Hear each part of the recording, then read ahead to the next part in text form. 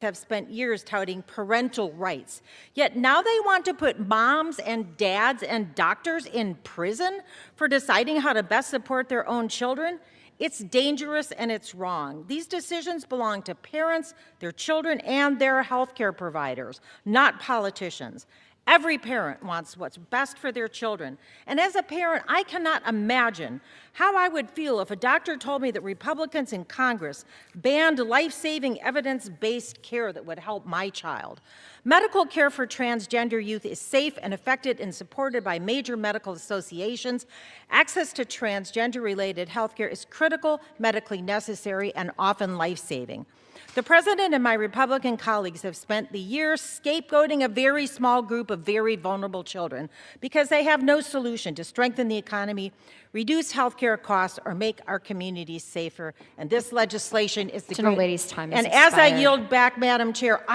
Speaker, if I find it disturbing that my colleagues— Gentlelady's time has expired. Happy to yield another 20 seconds. Thank you. I find it disturbing and disappointing that my colleagues seem to be more obsessed with what genitals are in people's pants than whether they can afford their health care. Listen to what you just witnessed, because this is the anatomy of American fascism dressed in the pious language of protecting children, while actually consigning them to death. And what Representative Bonamici delivered in that chamber was not simply another floor speech in the endless procedural grinding of congressional business, but a moral clarion call against the most grotesque hypocrisy, animating contemporary conservative politics, because this week, literally, this week as families prepare for the holidays, the House passed bills that would make providing gender-affirming care to transgender minors a crime punishable by up to 10 years in prison, and you need to understand the staggering cruelty and calculated malice embedded in this legislative agenda, which represents nothing less than the weaponization of state power against the most vulnerable children in our society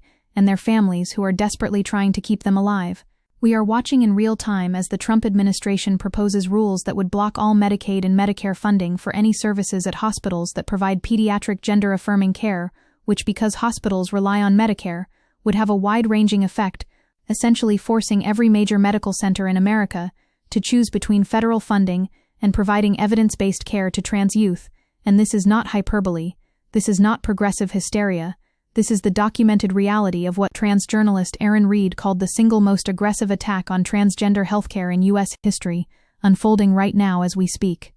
The Congresswoman's rhetorical precision cuts through the fog of Republican doublespeak with surgical accuracy, because she identifies the central contradiction that exposes the entire conservative project as fundamentally fraudulent, which is that these are the same politicians who have spent years, decades, even constructing an entire political theology around parental rights, around the sanctity of family autonomy, around keeping government out of the intimate decisions that shape our children's lives, and yet now they want to literally imprison parents and doctors for making healthcare decisions in consultation with medical professionals, following established protocols endorsed by every major medical organization in the country.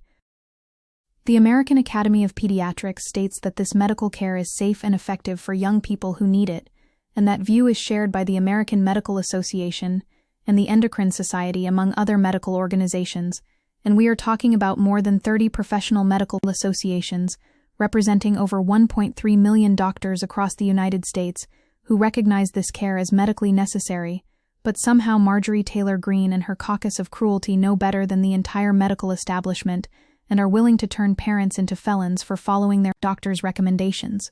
What makes this moment so clarifying, so absolutely essential to understand, is that it reveals the fundamental architecture of contemporary Republican politics, which has abandoned any pretense of coherent ideology in favor of pure revanchist spite directed at whoever can be most easily scapegoated, and this is part of a massive campaign by the right to convince Americans that they should fear immigrants, fear Muslims, fear gay children, fear transgender athletes, because the world Republicans want us to live in is one where the biggest problems are not low wages or expensive healthcare or addiction or loneliness, but the threats posed to us by people who are of a different race or speak a different language or are of a different sexual orientation or gender identity, and this is the core fascist move, the essential technique of authoritarian politics, which is to manufacture a vulnerable minority that can absorb all the rage and anxiety produced by actually declining material conditions and economic precarity that the Republican Party itself has engineered through decades of austerity and deregulation and upward redistribution of wealth. The data here is so damning, so absolutely devastating to Republican claims that you have to marvel at the sheer audacity of their lies, because there are over 6 million kids competing in high school sports today, and in Florida alone, with over 800,000 students participating in high school athletics, before their ban, there were exactly 13 transgender high school athletes over the course of 8 years, 13. And these 13 children were supposedly waging a war against girls' sports, according to the fever dreams of Republican legislators. But as the Congresswoman noted, what Republicans are really obsessed with is what genitals are in people's pants rather than whether working families can afford their health care or their housing bills. And this is the zinger that went viral, because it names with brutal clarity the psychosexual pathology at the heart of conservative fixation on trans bodies, which has reached levels of obsessive preoccupation that would be clinically diagnosable if it weren't being channeled into legislative violence.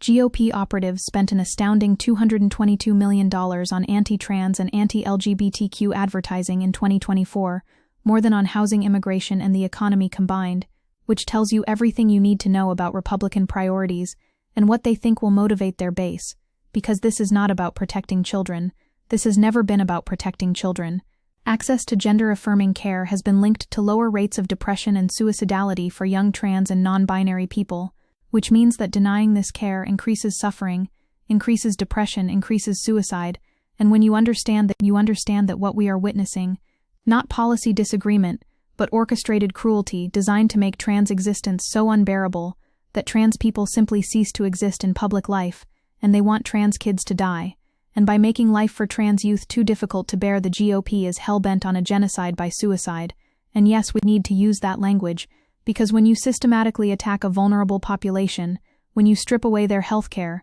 their dignity, their right to exist in public space, when you demonize them relentlessly and force them into the shadows, the predictable result is death, and that makes you responsible for those deaths. The scientific consensus here could not be clearer, and Republicans know this, which is why they have to manufacture fake experts and discredited witnesses to provide a veneer of legitimacy to their bigotry. The American Medical Association passed a resolution noting that more than 2,000 scientific studies have examined aspects of gender-affirming care since 1975, including more than 260 studies cited in the Endocrine Society's Clinical Practice Guideline. Every major medical and mental health organization, including the American Medical Association, the American Academy of Pediatrics, and the American Psychological Association, recognizes that it is medically necessary to support people in affirming their gender identity. So when Republicans claim they are protecting children, they are actually condemning children to suffering and death in direct opposition to medical science and established best practices, and they are doing so for purely political reasons, because they have calculated that targeting a tiny vulnerable population will mobilize their evangelical base and distract from their complete failure to address the economic anxiety destroying working-class communities across America. The thing that should terrify every single person watching this unfold is that the care is already banned in 27 states, which means that more than half the states in this country have already criminalized evidence-based medical care, and 25 states now outlaw gender-affirming care for youth, up from 1 Arkansas in 2021, which means half of all trans young people can't access care, and we are watching in real time as a healthcare infrastructure that took decades to build is being systematically dismantled because a federal suicide prevention lifeline specifically for transgender youth was canceled, as were hundreds of millions of dollars in scientific research funding related to LGBTQ health, and the Department of Justice announced subpoenas of some children's hospitals and threatened providers with prosecution, which creates a chilling effect where even in states where care is technically legal, doctors and hospitals are shutting down their programs out of fear of federal prosecution or loss of funding. What Representative Bonamici understands and articulates with devastating clarity is that this is fundamentally about power and control, and the Republican compulsion to police bodies that do not conform to their rigid ideological requirements, because when she talks about Republicans being more obsessed with genitals than healthcare costs, she is identifying the core perversion of conservative politics, which has always been about controlling reproduction, controlling sexuality, controlling gender, controlling the intimate spaces of human life, where autonomy and self-determination are expressed, and this is why abortion bans and attacks on trans healthcare and restrictions on contraception are all part of the same authoritarian project, which seeks to reassert patriarchal control over bodies that have dared to claim freedom. The conservative movement has constructed an entire cosmology in which gender variance represents not simply a difference to be accommodated, but an existential threat to the natural order itself. And this is why Trump administration officials cast doubt on the idea that a person could be transgender at all, saying men are men, and men can never become women, women are women, and women can never become men, and that the blurring of the lines between sexes represented a hatred for nature, as God designed it, which is explicitly theological language being deployed to justify state violence. And this should alarm anyone who cares about the separation of church and state, or the basic principle that religious doctrine should not determine medical policy in a pluralistic democracy. The historical parallels here are so obvious, so well documented that we cannot claim ignorance about where this leads, because we have seen how marginalized groups are targeted first with rhetoric, then with discriminatory laws, then with systematic exclusion from public life, then with violence, and every single step along this path has been traveled before, and nearly 8 in 10 Americans back non-discrimination protections for LGBTQ people, including 65% of Republicans, which means that these laws are not actually reflecting public opinion. They are serving the interests of a narrow ideological faction within the Republican Party that has concluded that its path to power runs through the bodies of trans children, and this is what fascism looks like in its early stages before the camps, before the mass violence, just the steady accumulation of laws that designate a particular group as unworthy of rights, unworthy of protection, unworthy of existence. Democrats need to understand that this is not a debate that can be won through triangulation or equivocation, or trying to find some imagined middle ground between human rights and persecution, because there is no middle ground between affirming trans people's right to exist and legislating them out of existence, and thankfully, Senate Democrats were unified in blocking a trans sports ban, with no Senate Democrats breaking ranks to support the bill, which represents a significant shift after months of hand-wringing and concern trolling about whether supporting trans rights was politically toxic. But 3 Democrats, Henry Cuellar of Texas, Vicente Gonzalez of Texas, and Don Davis of North Carolina, crossed party lines to vote in favor of the felony ban on gender-affirming care, and these Democrats need to be primaried. They need to be expelled from positions of leadership. They need to understand that there are some lines you do not cross, and voting to criminalize healthcare for trans children is one of them. The political calculus that some Democrats have embraced that trans rights are somehow a losing issue that we need to soft pedal or abandon in order to win elections has been thoroughly debunked by recent electoral results, because Abigail Spanberger made history defeating opponent Winsome Earl Sears, and more than $9 million of anti-trans attack ads in Virginia's gubernatorial race, and Democrats won decisively in New Jersey as well, despite massive spending on anti-trans advertising, which proves that voters are not actually as motivated by transphobia as Republican strategists believe, and that Democrats can win by standing firm on principles of human dignity and medical autonomy rather than capitulating to bigotry.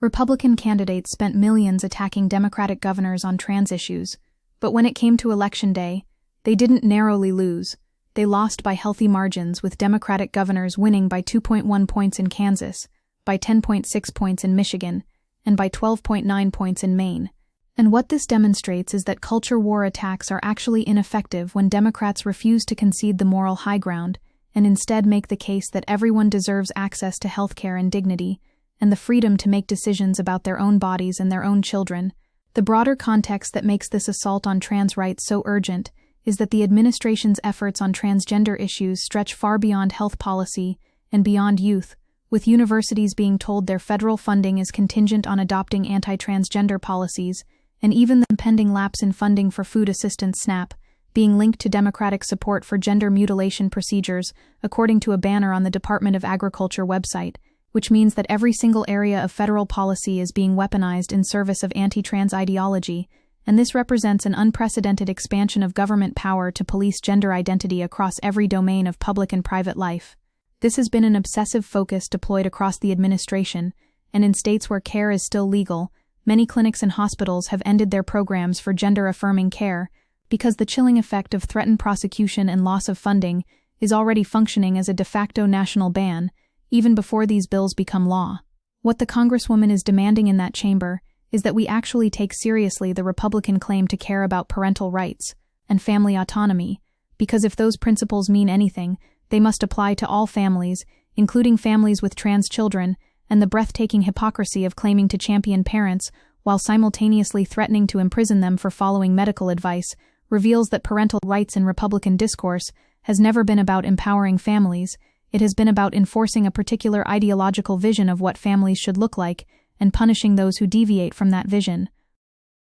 Parents could be criminalized and even imprisoned for supporting their children and ensuring they receive prescribed medication, and the bill targets parents threatening them with criminal liability for supporting their children in accessing or administering prescribed gender-affirming care treatments, which means that a parent who fills a prescription for their child or drives their child to a medical appointment could face felony charges and prison time, and if that doesn't alarm you, then you have not fully grasped the authoritarian implications of what is being constructed. The medical establishment has been remarkably clear about the stakes here, and about the danger these laws pose not just to trans youth, but to the integrity of medical practice itself, because the Children's Hospital Association said the rule would set a dangerous precedent, noting that today's proposed conditions make it possible for all kinds of specialized healthcare treatments to be withheld based on government-mandated rules, and that millions of families could lose access to the care they need, which is the crucial point that gets lost in the focus on trans youth specifically, because once you establish the principle that politicians can override medical consensus and forbid doctors from providing care that they determine is medically necessary, you have opened the door to unlimited government interference in healthcare decisions, and every single person should be terrified of where that leads. This is why the issue isn't whether you agree with any parent who makes this medical choice, but whether the state should be the definitive oracle of medical care, overriding parents, patients, and healthcare experts, and ultimately the court's ruling in U.S. Scrimeti could have far-reaching implications for all Americans' rights to make private decisions about healthcare, from contraception to fertility treatments free from political interference. And if you think this is alarmist, consider that we have already seen this pattern with abortion, where restrictions that were initially sold as protecting women's health metastasized into total bans that are now killing women who cannot access emergency medical care. Let's also be absolutely clear about the class dimensions of what's happening here, because the rules prohibit doctors and hospitals from receiving federal Medicaid reimbursement for gender-affirming care provided to transgender patients younger than age 18, and Medicaid is the healthcare program that covers low-income Americans, which means that wealthy families will still be able to access care through private providers who don't accept Medicare or Medicaid, while poor and working-class families will have their children condemned to suffering and death. And this is always how oppression functions in capitalist society, with the most vulnerable bearing the full weight of state violence, while those with resources can buy their way out. And this should radicalize every single person who claims to care about economic justice, because you cannot separate the fight for trans rights from the fight for universal health care, from the fight for a society where your access to dignity and medical care does not depend on your ability to pay. The language the Congresswoman uses about Republicans having no solutions to strengthen the economy, reduce healthcare costs, or make communities safer is crucial because it identifies the bankruptcy at the heart of the Republican project, which offers nothing to address the material conditions that are devastating working people's lives, and instead offers only the satisfaction of cruelty directed at the designated other. And this is why House Republicans ended the year, concluding an embarrassing and deeply out-of-touch 2025 that saw them start and end the year with attacks on trans youth, while ignoring the needs of the country, and they are doing this because they know their economic agenda is wildly unpopular. They know that tax cuts for the rich and deregulation and privatization poll terribly, and so they need culture war flashpoints to mobilize their base, and distract from the fact that they are actively making people's lives worse through their actual policy agenda. A recent survey found that laws criminalizing parents and healthcare providers for supporting transgender people are deeply unpopular, with 73% of battleground voters saying Congress should not pass a law that would jail doctors or parents for providing transition-related care, including more than half of Republican voters. And this is the incredible thing. This is what should give us hope, because even among Republican voters there is not majority support for this cruelty, which means that Republican politicians are actually running ahead of their own base on this issue. They are more extreme than the voters they claim to represent, and they are doing so because they are responding to pressure from organized right-wing groups and evangelical institutions that have made trans exclusion a central priority. Republicans have an interest in keeping the base riled up about one thing or another, and when one issue fades, as with same-sex relationships and same-sex marriage, they need to find a new target, and trans people are simply the latest in a long history of scapegoats deployed to maintain political coalition and ideological coherence on the right.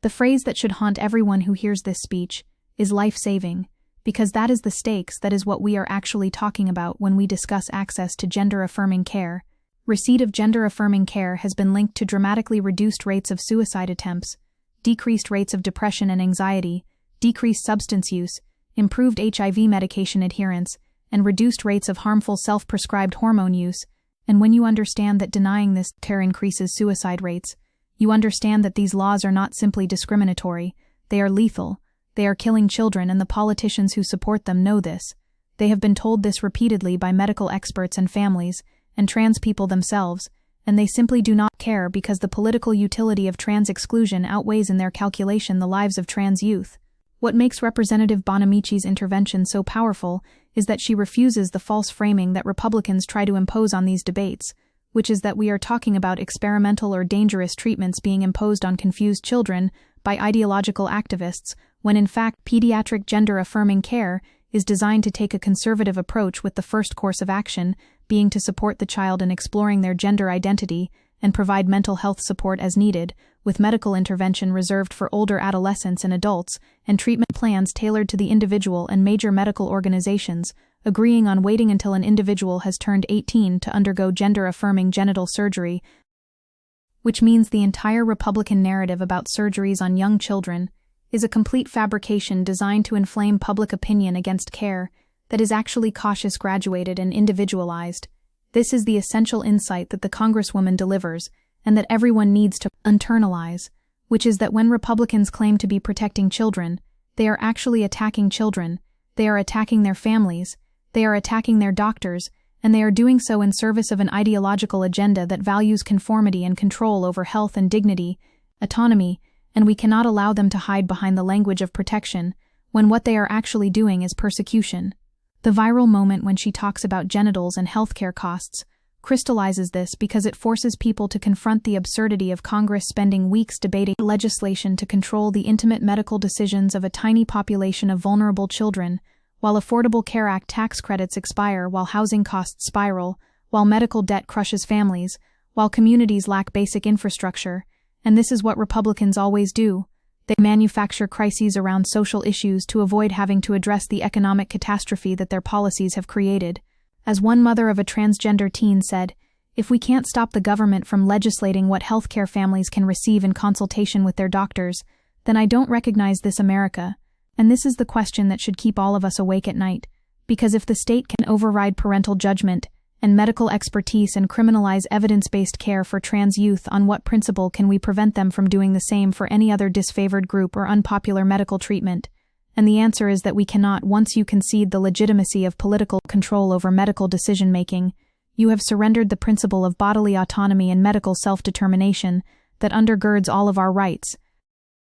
The structural analysis we need here is one that understands attacks on trans rights as part of a broader authoritarian project that includes abortion bans, that includes attacks on contraception, that includes book bans, that includes the suppression of racial and gender history, that includes dismantling of DEI programs, that includes the demonization of immigrants. And this is not a series of disconnected issues. This is a coordinated campaign to reassert hierarchical control over bodies and identities and knowledge and the public sphere, and trans people are the current focal point, because we represent in the conservative imaginary the ultimate transgression against natural and divine order. But the logic of persecution never stops with its initial target. It always expands to encompass anyone who threatens the established hierarchy. What we need from Democrats right now is exactly what Representative Bonamici delivered in that speech, which is moral clarity, unflinching defense of human rights, willingness to call out hypocrisy and cruelty for what it is, and the courage to say that some lines cannot be crossed,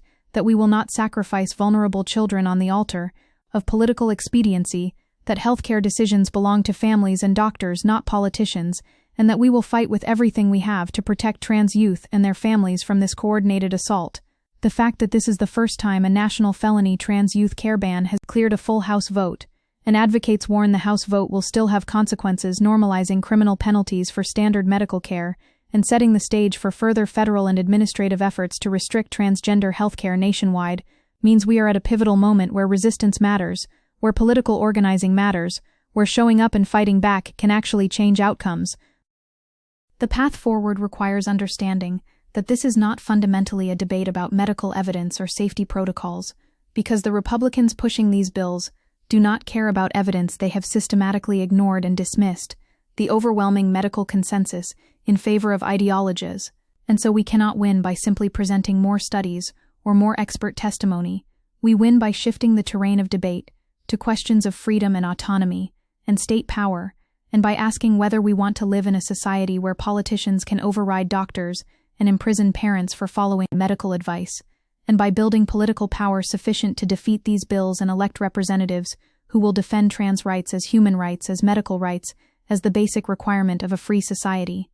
This Congresswoman stood on that floor and said what needs to be said, that Republicans are obsessed with policing bodies rather than improving lives, that they are scapegoating vulnerable children to distract from their policy failures, that they are betraying their own stated principles about parental rights and limited government, and that their rhetoric about protection is a transparent lie designed to justify persecution. And this is the kind of moral witness that can cut through the endless both sides equivocating and focus-grouped caution that has paralyzed too much of democratic politics, and give people a clear alternative, a vision of politics rooted in dignity and care, and the radical proposition that every person deserves access to the medical care they need to live full, authentic, healthy lives, regardless of gender identity, regardless of ability to pay, regardless of which state they happen to live in, and that any political movement worth supporting must be built on the foundation of protecting the most vulnerable among us, not sacrificing them to appease the cruelty of our opponents.